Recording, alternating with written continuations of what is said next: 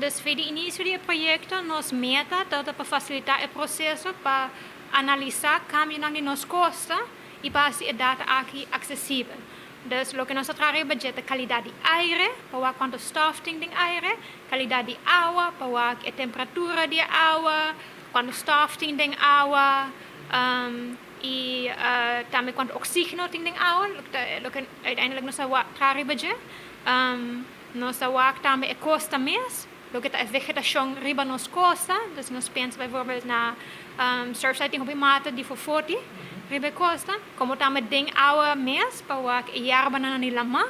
tema hopi interessante di na aqui, como também a arena de coral, inclusive a isla ng reef, que nós temos riba nos costa, que também está hopi válido para nós na ruba, e a cambio ng de costa mesmo, nós estamos a via nos costas da move durante a Anja,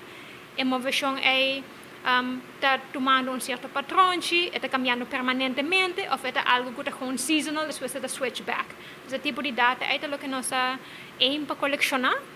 tanto para aire com água, com sensors, tem água e tem mata para colecionar esse, e para o que está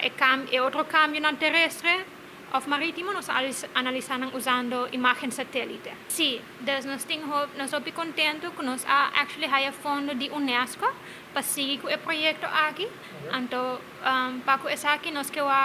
durante a ano aqui, nós enfocamos mesmo no Surfside, como nos pilot site.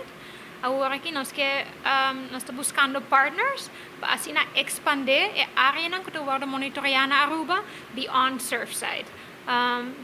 Nós estamos mirando diferentes áreas onde tem grupo ng comunitário, ou grupo ng de pescador, ou dasi deporte ng marino, aquático, que monitorear ng site, que hasi uso de nos sensors ng coworking ng Surfside, e